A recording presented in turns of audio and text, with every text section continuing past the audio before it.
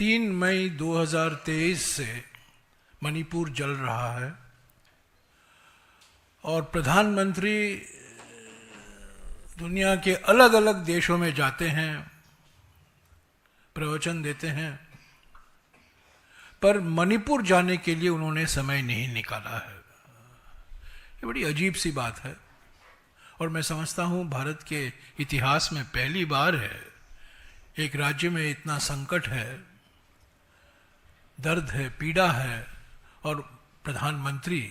वहाँ नहीं गए हों। तो हमारी पहली मांग तो ये है, हम मांग करते आ रहे हैं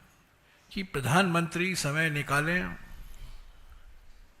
और जल्द से जल्द हो सके पार्लियामेंट के सत्र के शुरुआत के पहले 25 नवंबर के पहले